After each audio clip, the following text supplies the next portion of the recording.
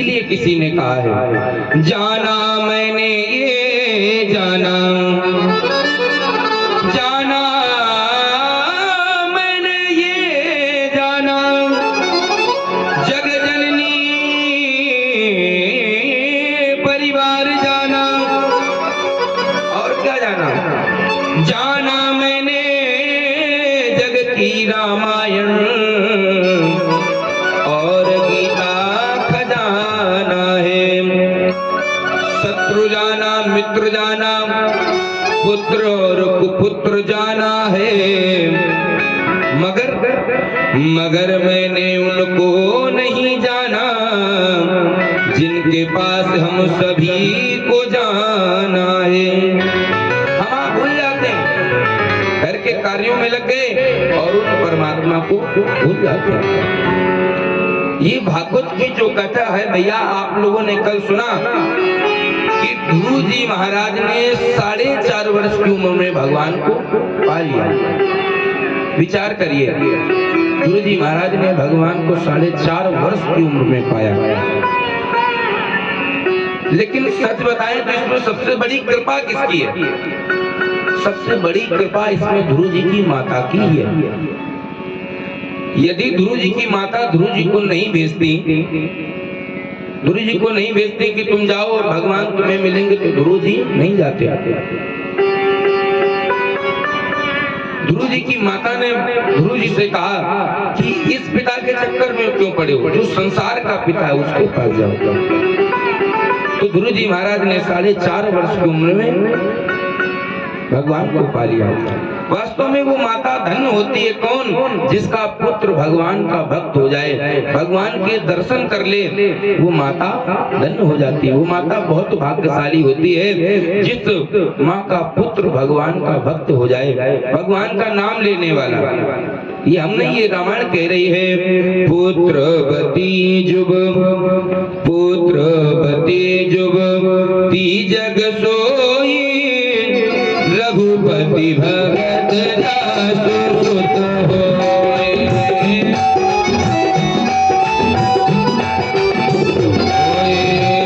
पुत्रवती जुग ती जग सोई, पुत्रवती जुग ती जग सोई, पुत्रवती जुग ती जग सोई, पुत्रवती जुग ती जग सोई, रघुपति भगत जासु सुत होय, रघुपति भगत जासु सुत होय, रघुपति भगत जासु सुत होय, रघुपति भगत सुत होय।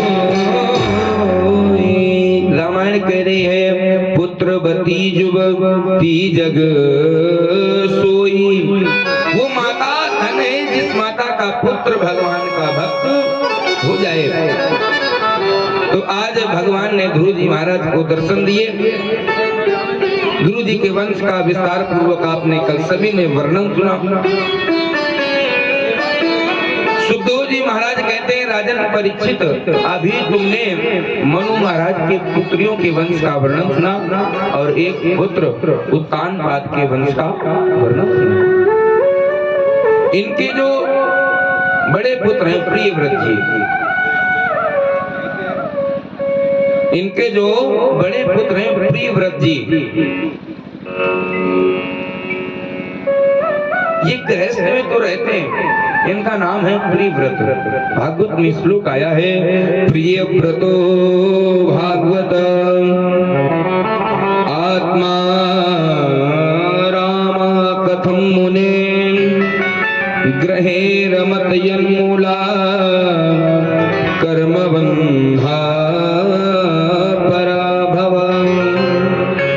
प्रियव्रत जी कहते हैं, प्रियव्रतो भागवत,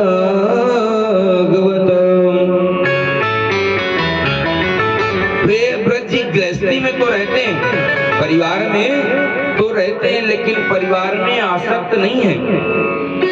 और इनका नाम भी प्रिव्रत है। संसार में जितने भी वर्ष में, साल भर में जितने भी करने लायक व्रत होते हैं सारे प्रिव्रत जी करते हैं। जितने करने लायक व्रत सब प्रिव्रत जी महाराज करते हैं। इन्होंने एक दिन सोचा कि रात होती है फिर सुबह होती है, पूरा दिन होता है, फिर रात होती है, फिर दिन होता है, और आदमी दिन में काम करता है और रात में सो करके समय बेकार कर रहा है। इसलिए क्यों ना 24 घंटे दिन ही दिन बना रहे। इन्होंने सोचा क्यों ना हम ऐसा कुछ करें कि 24 घंटे दिन बना रहे, और जब 24 घंटे दिन रहेगा तो लोग 24 घंटे काम करेंगे। अब जब इन्होंने ये संकल्प लिया कि हम 24 घंटे दिन कर देंगे, रात होने ही नहीं देंगे, तो ये अपने रथ पर, तेजो में रथ पर बैठ करके पृथ्वी की परिक्रमा करने लगे। और जब इन्होंने ये संकल्प लिया कि दिन होगा रात नहीं होगी, उसी समय ब्रह्मा जी ने सोचा कि यदि ऐसा हो गया तो फिर सृष्टि कैसे चलेगी। भाई यदि दिन होता है तो दिन का अपना अलग कार्य है, रात होती तो रात का अलग कार्य है। जो दिन होती है तो दिन का अलग कार्य है, रात होती रात का अलग कार्य है। क्योंकि जो साधु महात्मा है वो रात में समाधि में जाते हैं, भगवान का रात में भजन करते हैं, और जो गृहस्थ के प्राणी है ये अपना कार्य करते हैं, शयन करते हैं, दिन भर काम करते हैं, रात में आराम भी करते हैं। और इसलिए जब रात होगी नहीं, लोग ना संत महात्मा तपस्या कर पाएंगे और ना कोई थका हुआ प्राणी आराम कर पाएगा, तो फिर होगा क्या, फिर प्रलय होनी चालू हो जाएगी। अब आप ही सोचिए, जब रात नहीं होगी, दिन में भी काम और रात में भी काम, तो फिर नींद कब होगी। इसलिए ब्रह्मा जी आए और ब्रह्मा जी ने आकर के प्रिव्रत जी से कहा, हे पुत्र, तुम जो ये कर रहे हो ये गलत कर रहे हो। क्यों? क्योंकि सृष्टि के साथ कभी खिलवाड़ नहीं करना चाहिए, प्रकृति के साथ कभी खिलवाड़ नहीं करना चाहिए। क्योंकि जो प्रकृति है ये हमें आपको बहुत सारी चीजें प्रदान करती है। पहाड़ है, ये पहाड़ में जल वृष्टि करते हैं, जल प्रदान करते हैं। यदि पहाड़ों को कटवाओगे तो फिर वर्षा नहीं होगी। इसलिए प्रकृति के साथ छेड़छाड़ न करो। प्रकृति का अपना नियम है, प्रकृति अपने हिसाब से चलती है। इस प्रकार से आज ब्रह्मा जी ने जब प्रिव्रत जी को समझाया तो प्रिव्रत जी माने। लेकिन जब ये अपने तेजों में रथ में बैठ करके इन्होंने पृथ्वी की परिक्रमा की तो हुआ क्या। पृथ्वी की जब इन्होंने परिक्रमा की तो पृथ्वी के 7 खंड हो गए। इनको द्वीप के नाम से जाना गया। 7 द्वीप हुए, जम्बू द्वीप प्लस शालमाली, कुश, क्रौंच, सात, पुष्कर इत्यादि, ये 7 द्वीप हुए। और 7 सागर भी हुए। 7 सागर और 7 द्वीपों का निर्माण हो गया रथ के चलने से। और प्रिव्रत जी के 10 पुत्र थे। प्रिव्रत जी का विवाह राजा प्रजापति की पुत्री भैरवती के साथ में हुआ। इनके यहाँ 10 पुत्र हुए। प्रिव्रत जी ने अपने सारे पुत्रों को एक एक द्वीप बांट दिया और एक एक द्वीप बांट दिया। इनके जो बड़े पुत्र हैं आग्नेन्द्र, इनको जम्बू द्वीप दे दिया। हम आप कहाँ रहते हैं? जम्बू द्वीप। हम आप सभी लोग जम्बू द्वीप पे रहते हैं। और प्रिव्रत जी के बड़े बेटे आग्नेन्द्र, जिनको जम्बू द्वीप का अधिपति बनाया गया। और आग्नेन्द्र का विवाह हुआ उर्वचित्ती नाम की अप्सरा के साथ में इनका विवाह हुआ, जिनके यहाँ पर 9 पुत्र हुए। अब जब उनके यहाँ 9 पुत्र हुए, अब और एक द्वीप में रहते हैं जम्बू द्वीप में। अब जब 9 पुत्र हुए तो उसके और 9 हिस्से हो गए। अब जम्बू द्वीप के 9 खंड हुए। जम्बू द्वीप के 9 खंड हुए। हम आप कौन से खंड में रहते हैं? हम आप अजनाब खंड में रहते हैं। इनके 9 पुत्र हुए। नाभि, किम पुरुष, हरिवर्ष, इलाव्रत इत्यादि 9 पुत्र हुए। जो नाभि है, नाभि का विवाह हुआ मेरु देवी के साथ में, लेकिन इनके यहाँ कोई पुत्र नहीं हुआ। और जब इनके यहाँ कोई पुत्र नहीं हुआ तो इन्होंने पुत्र कामेष्टि यज्ञ कराई। इन्होंने पुत्र कामेष्टि यज्ञ कराई। भगवान प्रसन्न होकर के आए। भगवान बोले राजा तुम्हें क्या चाहिए? भगवान बोले तुम्हें राजा क्या चाहिए? अब राजा भगवान के दर्शन, भगवान राजा भगवान से क्या मांगे? तो भगवान ने ब्राह्मणों से पूछा, ब्राह्मण तुम इनकी पूजा करा रहे हो तो तुम ही बताओ इन्हें क्या चाहिए? तो उसी समय ब्राह्मणों ने कहा भगवान ये इन्हें कुछ नहीं चाहिए, इन्हें स्वयं आप ही चाहिए, आपके समान इन्हें पुत्र चाहिए। भगवान कहते हैं हमारे समान तो कोई दूसरा है नहीं, हमारे समान तो कोई दूसरा है नहीं, इसलिए ब्राह्मण हम तुम्हारी बात को सत्य करने के लिए, क्योंकि तुमने पूजा करवाई है, संकल्प किया है, इसलिए तुम्हारे संकल्प को सत्य करने के लिए हम इनके यहाँ पर ऋषभ देव अवतार लेकर के आएंगे। आगे समय निकलता गया और आज भगवान ऋषभ देव के रूप में उत्पन्न हुए। बोलिए ऋषभ देव भगवान की जय। ऋषभ देव का विवाह हुआ विश्व रूप की पुत्री पांचजन्य के साथ में। भरत जी का विवाह हुआ। ऋषभ देव जी हैं, ऋषभ देव जी का विवाह हुआ इंद्र की पुत्री जयंती के साथ में। ऋषभ देव भगवान का विवाह हुआ, जिनके यहाँ पर 100 पुत्र उत्पन्न हुए। 100 पुत्रों में से जो सबसे बड़े हैं महाराज, इनका नाम भरत है, इनका नाम भरत रखा गया है। और भरत का विवाह हुआ विश्व रूप की पुत्री पांचजन्य के साथ।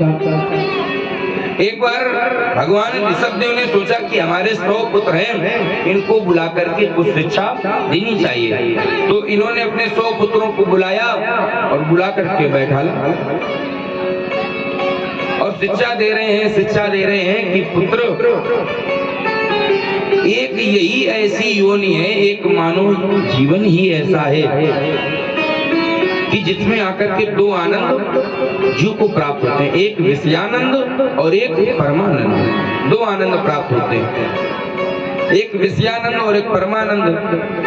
और विषयानंद जो है वो तो हर एक योनि में जाकर के आप इसे भोग कर सकते हैं, लेकिन परमानंद जो परमात्मा की प्राप्ति का जो आनंद है वो केवल मनुष्य योनि में ही आकर के प्राप्त कर सकते हैं।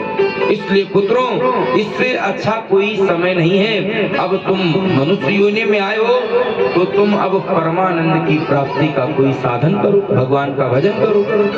अब जो 100 पुत्र थे, 100 पुत्रों में से 99 बोले हम कहे क्यों परमानंद की प्राप्ति करेंगे, हमें क्या पड़ी, हम भी अपना कार्य करेंगे। लेकिन जो इनके बड़े पुत्र हैं भरत जी महाराज,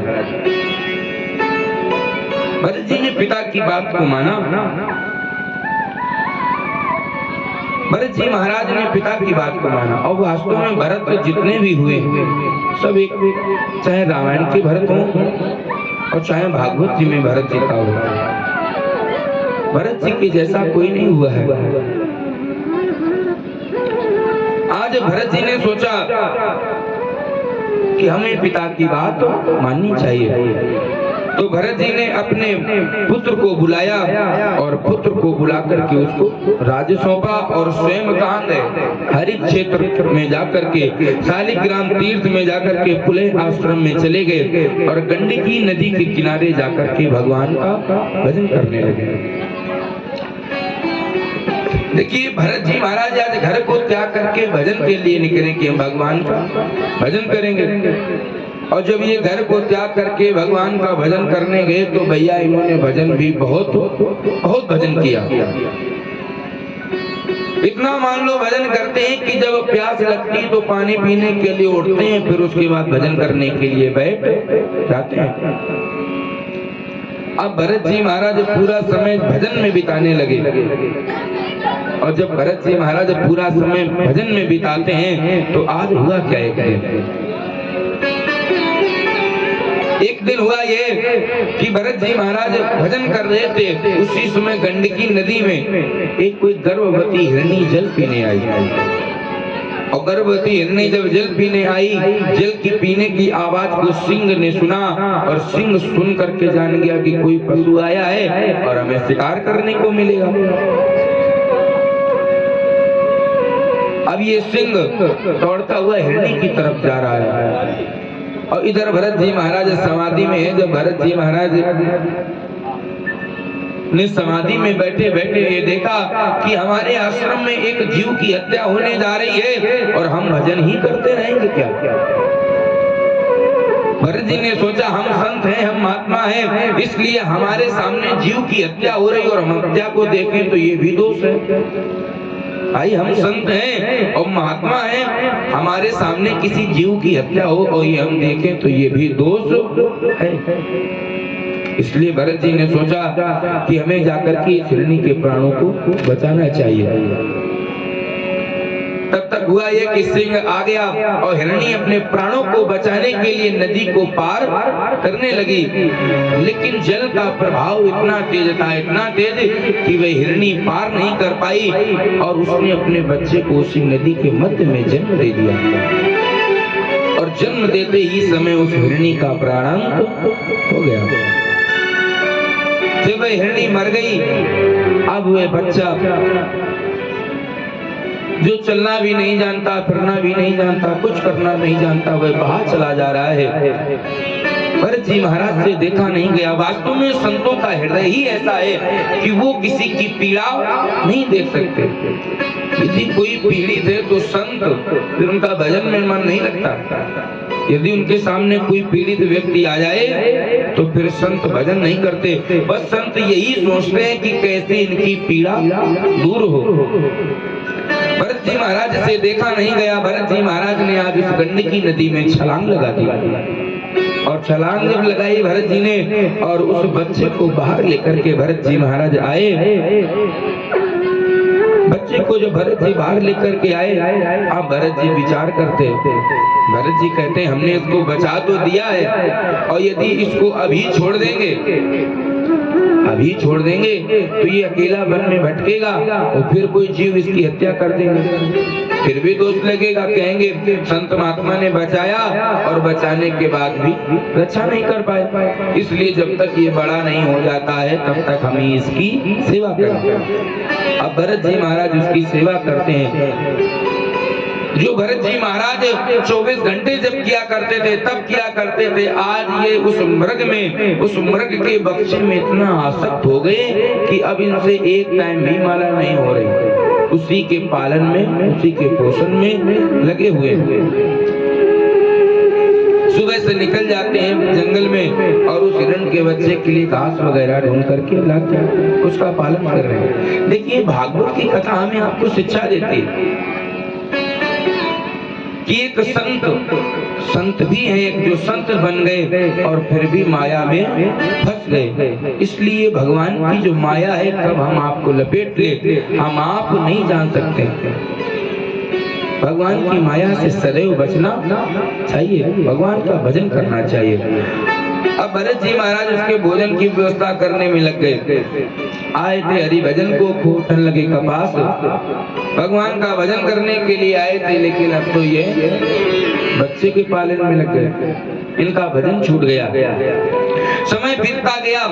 एक दिन भरत जी महाराज वन में घास लेने गए और उसी समय हुआ ये कि एक हिरण का झुंड उस आश्रम के बाहर से निकला और हिरण का बच्चा अंदर था। इसने सोचा हमें लगता ये सब हमारी ही बिरादरी के हैं और इन बाबा ने हमको कैद करके रखा है, इन बाबा ने हमको कैद करके रखा है, हमें हमारे परिवार से दूर कर दिया है।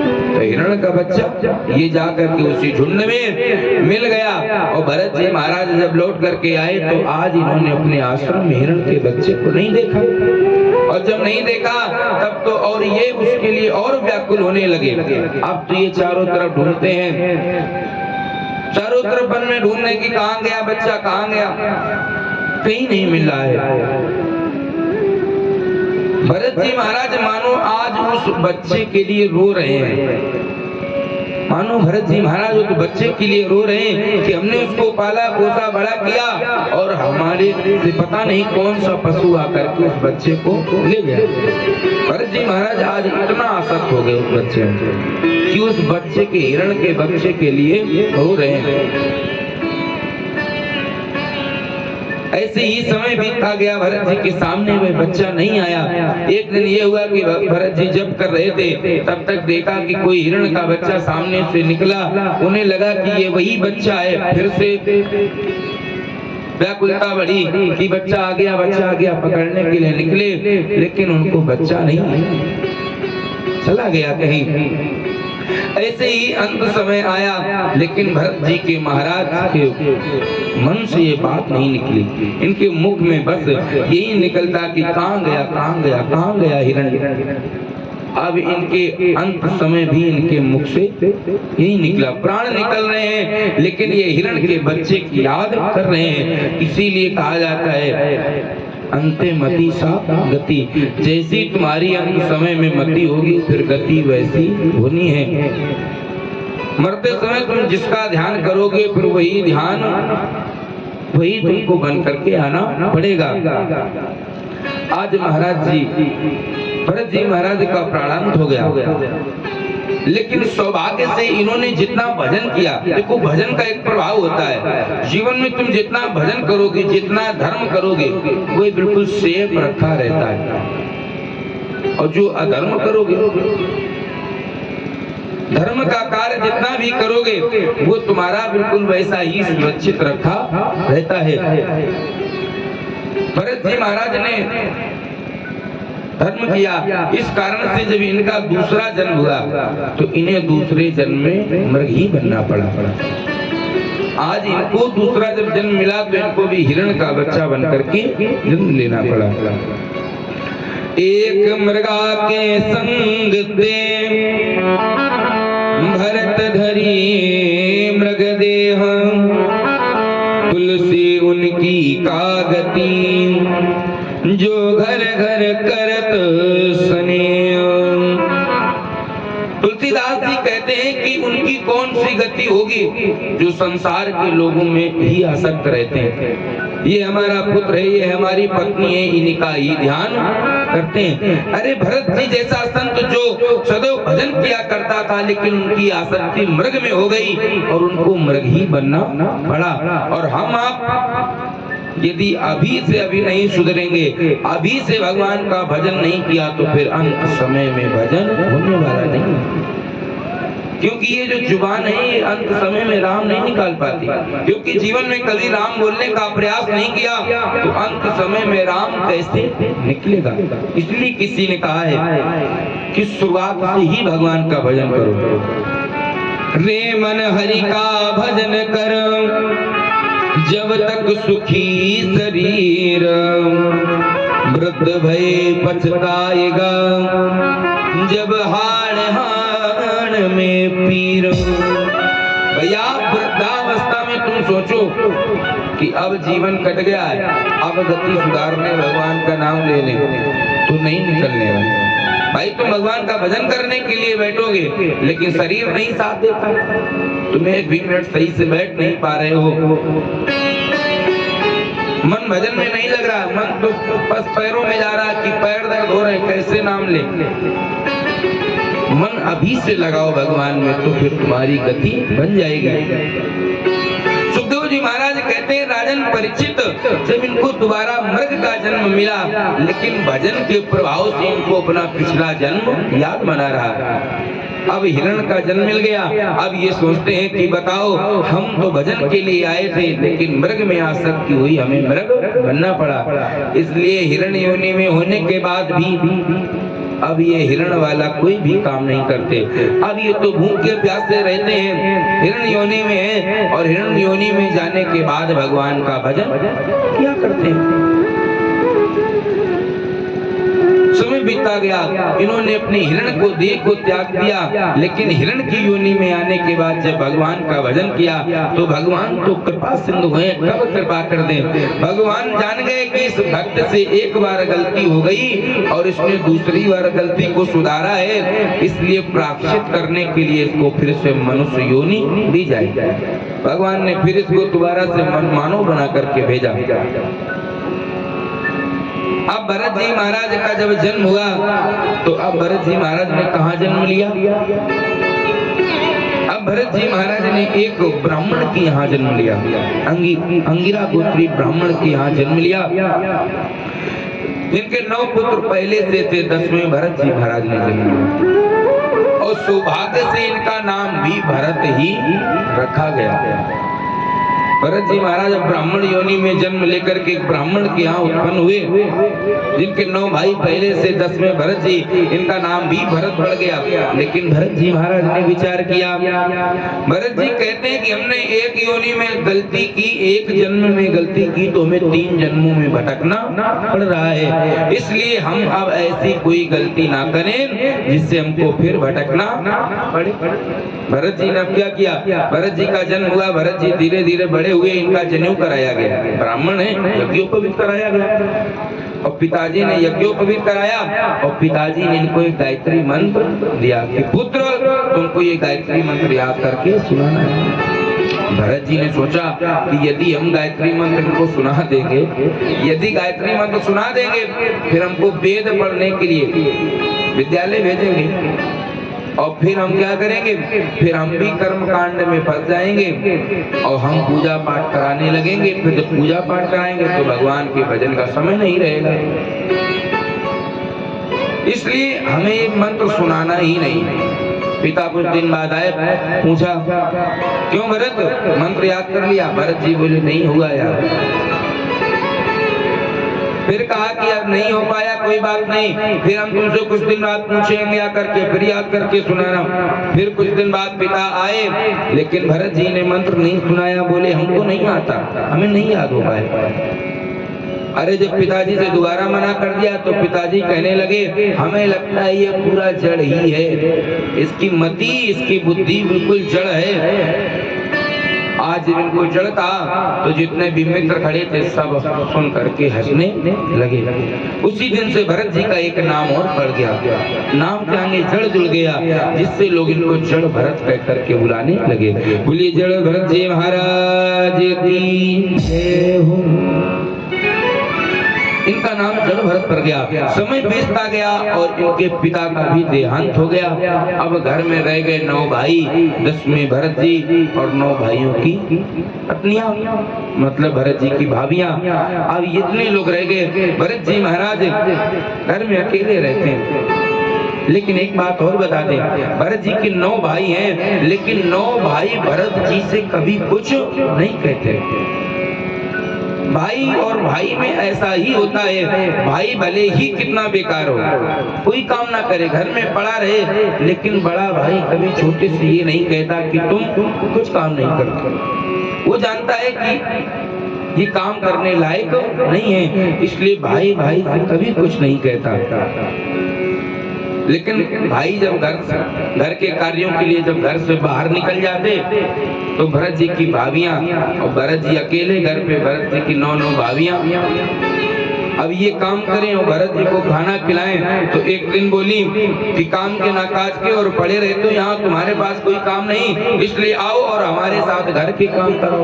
भरत जी को बर्तन धुलने में लगा दिया और भरत जी महाराज बोले यदि काम कर देंगे आज तो फिर कल फिर करना पड़ेगा। इसलिए भरत जी ने बर्तन धुले तो कोई यहाँ रखा, कोई यहाँ, मतलब इधर उधर फेंकने लगे। भाभियों को गुस्सा आया, भाभियों ने भरत जी को बहुत चिल्लाया, कहा कि तुमसे एक भी काम नहीं होता है, बिल्कुल जड़ ही हो, तभी तुम्हें लोग जड़ भरत कहते हैं। भरत जी कुछ नहीं बोले, भरत जी नहीं बोले और भरत जी आकर के बाहर बैठ गए। शाम को भाई आए, भाइयों से कहा कि ये कोई सी भी काम का नहीं है, इसलिए इसको खेतों के कार्य में लगा दो, खेतों में रहेगा, कम से कम खेत की रक्षा करेगा, खेतों की सुरक्षा करेगा। अब भाइयों ने भरत जी को खेत में लगा दिया। भरत जी के भाइयों ने कहा भैया घर पे रहते हो, तुमको तुम्हारी भाभियां डांटती हैं, इसलिए तुम यही खेत पर ही रहो, खेत पे बैठे रहो और ज्यादा कुछ काम नहीं है, कोई चील कौवे आवे पक्षी आवे उनको भगाते रहना। भरत जी महाराज बोले ठीक हम बैठ जाएंगे। भरत जी महाराज को खेत की सुरक्षा में लगा दिया गया। भरत जी महाराज भगवान का भजन करते हैं, भजन कर रहे हैं बैठे, चिड़िया आती हैं खाने के लिए। भरत जी महाराज ने भगाया, चिड़िया आई, भरत जी ने भगाया। फिर भरत जी ने विचार किया कि हम भजन भी भगवान का कर रहे और चिड़िया भी भगवान की। भाई हम भजन भी भगवान का और ये चिड़िया भी भगवान की, ये खेत भी भगवान के और हम भी भगवान के।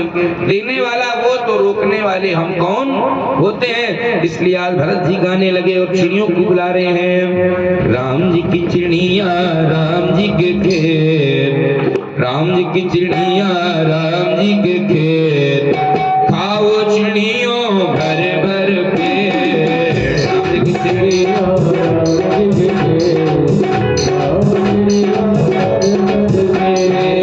राम जी की चिड़िया राम जी के खेत, खाओ चिड़ियों भर भर पेट। राम जी की चिड़िया राम जी के खेत, खाओ चिड़ियों भर भर पेट। राम जी की चिड़िया राम जी के खेत, खाओ चिड़ियों भर भर पेट। राम जी की चिड़िया राम जी के खेत, खाओ चिड़ियों भर भर पेट। और जब चिड़ियों को बुलाया गया, अब बुलाओगे निमंत्रण दोगे तो फिर खाने तो आएंगी। चिड़िया आई और एक आती दूसरी चली जाती तो तुमको और ले आती। इस प्रकार से चिड़ियों ने आ जाकर के पूरे खेत की जितनी भी बालियां थी सबका दाना चुन लिया। बालियां ज्यों की त्यों लगी हैं लेकिन दाने गायब। भरत जी के भाई शाम को आए, भाइयों ने देखा कि फसल तो वैसी खड़ी लेकिन बाली में दाना नहीं। भरत जी महाराज को चिल्लाया और डांट करके आज भाइयों ने भी भगा दिया। इसलिए कहा जाता है कि जब तक तुम काम के रहोगे तब तक लोग तुमको याद करेंगे और जिस दिन तुम किसी के काम के नहीं रहोगे उस दिन तुम्हारे सगे संबंधी भी तुमसे नाता तोड़ लेंगे। क्योंकि ये संसार ही ऐसा है, स्वार्थ रत संसार की यही पुरातन रीत। सुख में आन सबई मिले, दुख में छाने नीत। जब दुख आता है तो सारे सगे संबंधी तुमसे प्रीत का नाता तोड़ देते, दूर चले जाते हैं। आज भरत जी महाराज को जब भरत जी के भाइयों ने भगा दिया, अब भरत जी महाराज जंगल में गए। भरत जी फिर भी कुछ नहीं मिलो। देखो भरत जी के भाइयों ने भरत जी को घर से निकाल दिया लेकिन भरत जी आज तक इतने बड़े हो गए किसी से कुछ नहीं कहा। अब भरत जी महाराज जब जंगल में गए तो उस समय एक और घटना भरत जी के साथ में घटी। एक डाकुओं का सरदार है जिसके यहाँ कोई पुत्र नहीं हुआ, जिसने मैया भद्रकाली से प्रार्थना की कि जब हमारे यहाँ कोई पुत्र हो जाएगा तो हम तुमको नरबलि देंगे। मैया की कृपा से उनके यहाँ पुत्र भी हुआ। अब बलि देने का समय आ गया। डाकुओं ने, सरदार ने पूरी तैयारियां कर ली और बलि के लिए एक युवक को भी इकट्ठा कर लिया, लेकिन समय पा करके वो भाग गया। अब बलि किसकी दी जाए, पूजन भी हो रहा है, शुभ मुहूर्त आ रहा है, अब बलि किसकी दी जाए। बलि देने के लिए वहां कोई बलि वाहक नहीं। इसलिए डाकुओं ने के सरदार ने डाकुओं की आज्ञा दी कि जाओ इस जंगल में तुमको जो भी प्राणी दिखाई दे उसको तुम ले आओ। अब डाकुओं के सरदार चले और चलते चलते जंगल में जब गए तो इन्होंने भरत जी महाराज को देखा। अब भरत जी को देखा तो विचार किया, देखो डाकू महाराज सरदार भी हम पर बहुत प्रसन्न हो जाएंगे। क्यों? क्योंकि ये हट्टा कट्टा आदमी है और जब मैया को इसकी बलि दी जाएगी तो माता जी और प्रसन्न होंगी। माता को जब इसकी बलि दी जाएगी तो और प्रसन्न होंगे। तो आज डाकुओं ने भरत जी महाराज को पकड़ा और मंदिर में ला करके भरत जी को खड़ा कर दिया।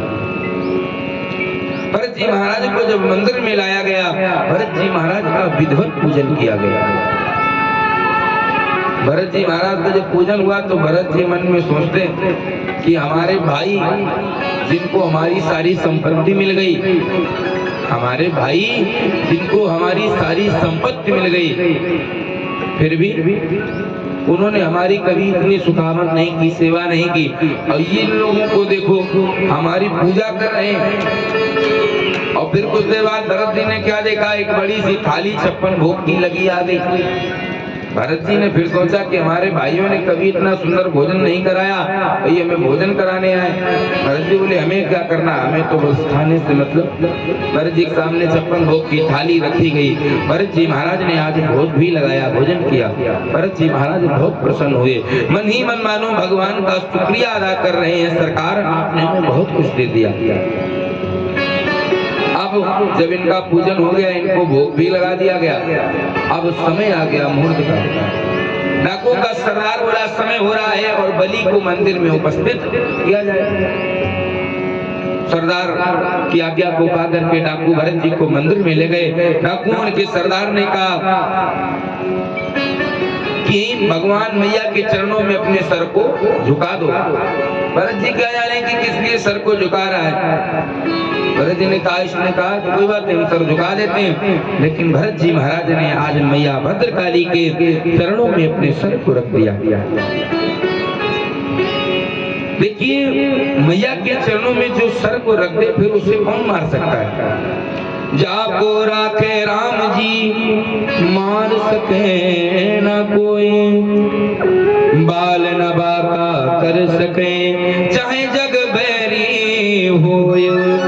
आज भरत जी ने अपने मैया के चरणों में अपने सर को झुका दिया, अब कौन भरत जी को मार सकता है। आज राजा ने बलि देने के लिए तलवार निकाली और तलवार निकाल करके जैसे ही भरत जी के गर्दन पर इसने चलाना चाहा, उसी समय उस अष्टभुजा प्रतिमा से एक अष्टभुजा मैया प्रकट हो गई। बोली मैया भद्रकाली की जय।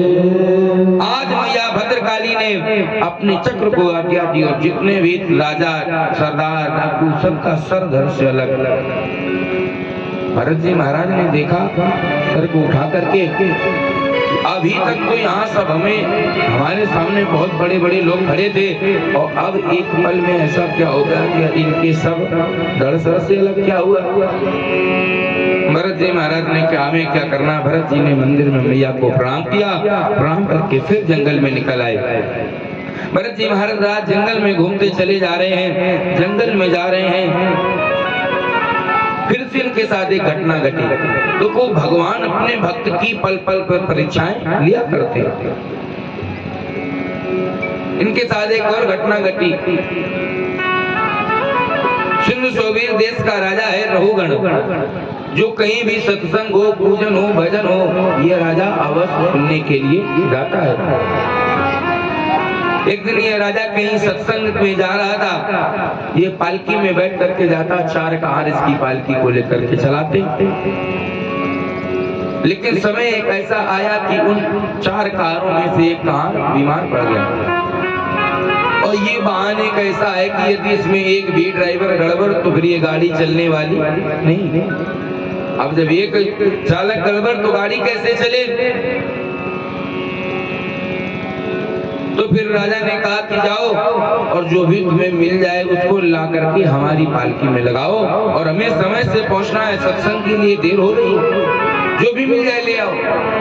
3 कार गए। भरत जी महाराज देखे, इनको लेकर के आए और ला करके उस पालकी में लगा दिया। भरत जी महाराज जो सदैव भजन का भगवान का भजन करते, ये क्या जाने पालकी चलाना। और जब इनको पालकी में लगा दिया गया, भरत जी महाराज ने कांधे पर पालकी को रखा और पालकी को रख करके चलने लगे। लेकिन भरत जी जब जमीन पर पैर रखते हैं ना, तो पैर को देख करके रखते हैं कि कहीं कोई चीटा चीटी कोई जीव ना आ जाए जिसकी हमसे हत्या हो जाए।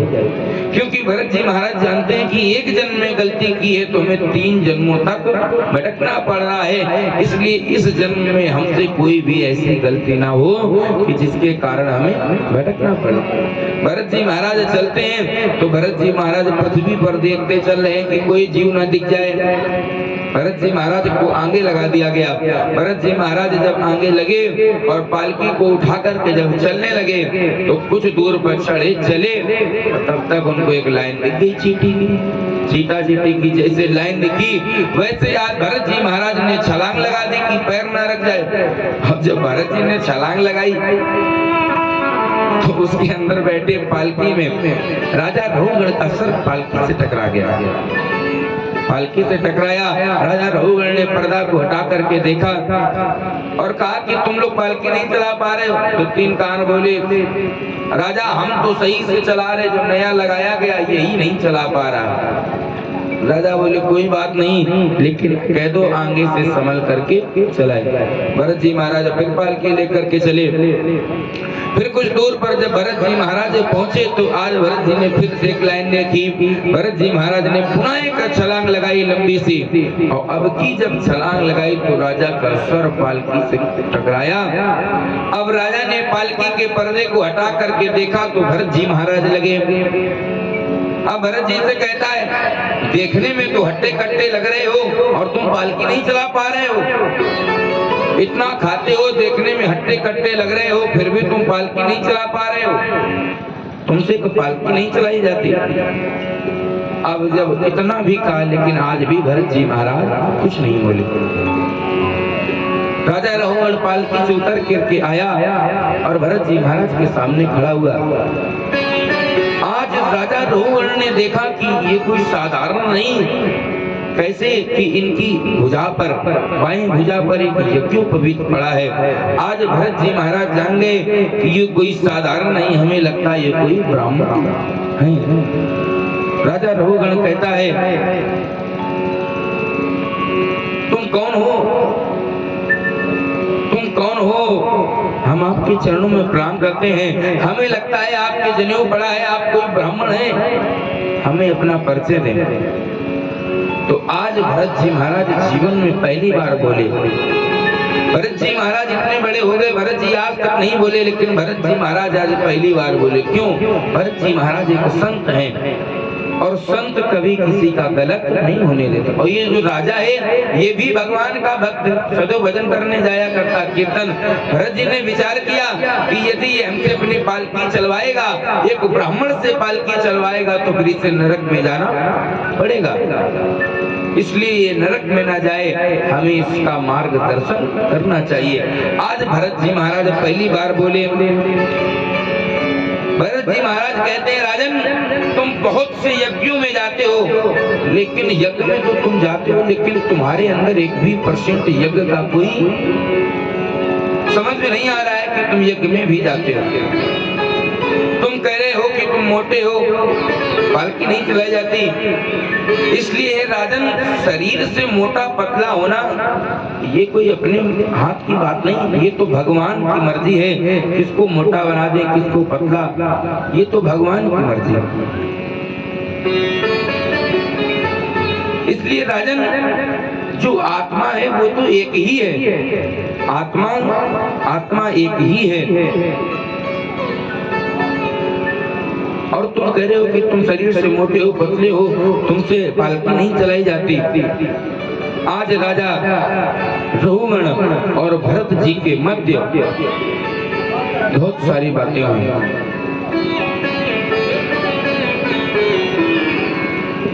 आज राजा रघुगण अंत में भरत जी महाराज के चरणों में गिर करके प्रार्थना करता है, सरकार हमसे जो गलती हुई, हमें इस गलती का प्रायश्चित कैसे करना पड़ेगा।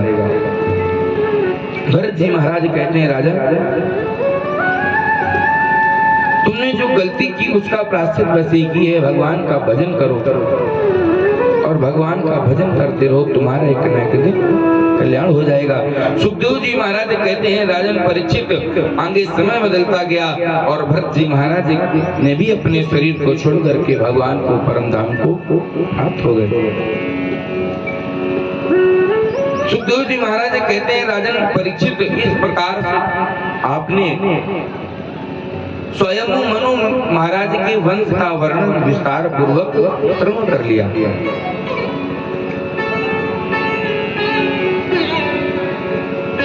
इसके बाद आज परीक्षित जी पूछते हैं, सरकार हमने सुना है नरक भी होते हैं, हमने सुना है नरक भी होते हैं।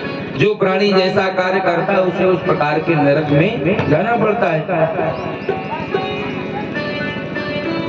जो जैसा काम करता है उसे उस प्रकार के नरक में जाना पड़ता है। हमने सुना नरक होते हैं, क्या नरक भी होते हैं?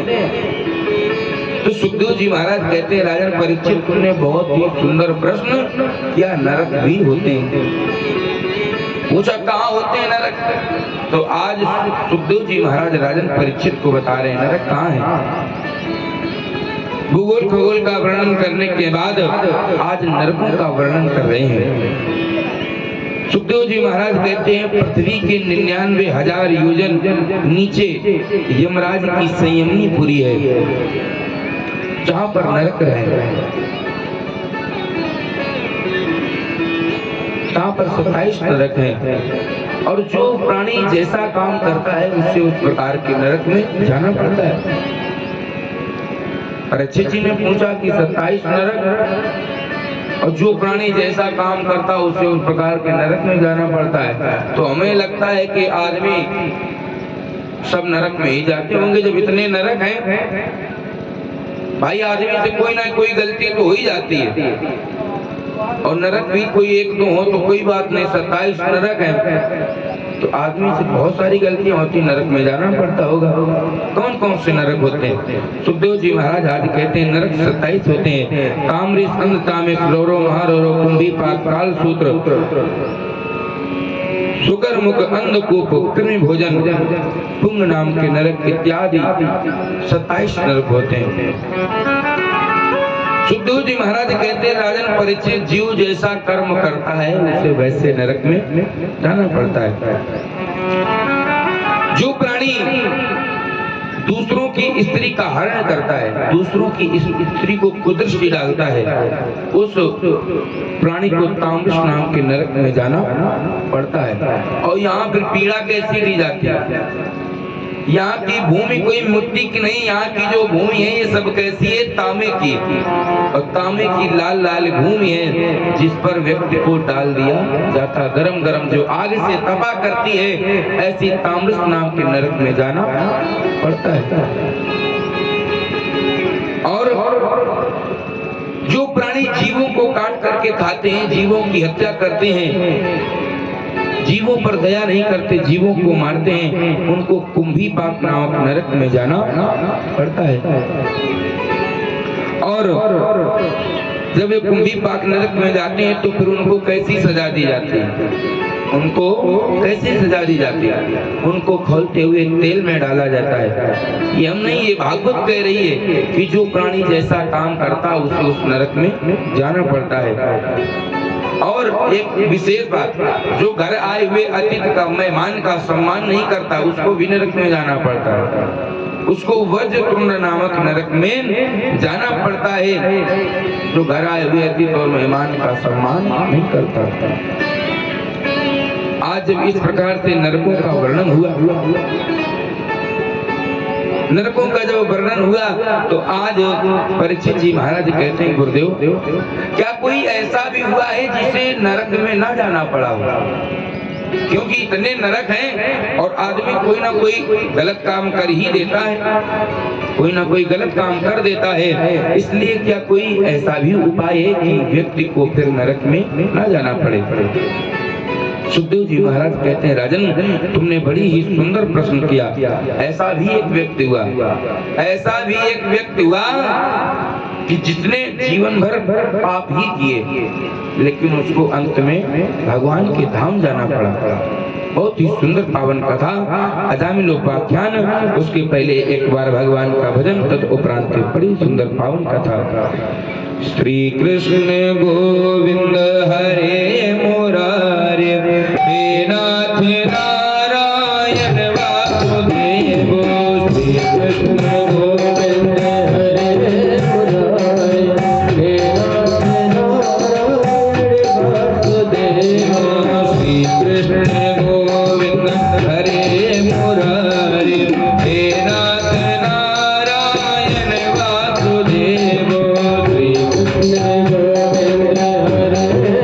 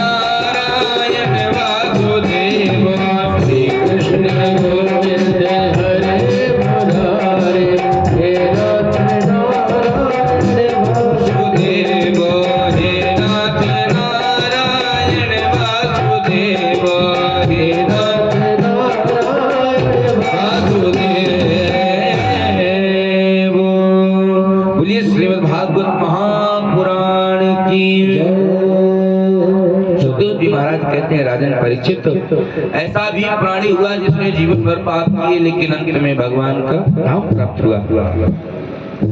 कान्य कुब्जे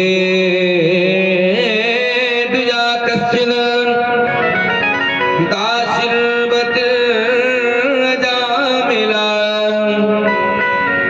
नाम्ना नष्ट सदाचारो दास्या संसर्ग दूषिता।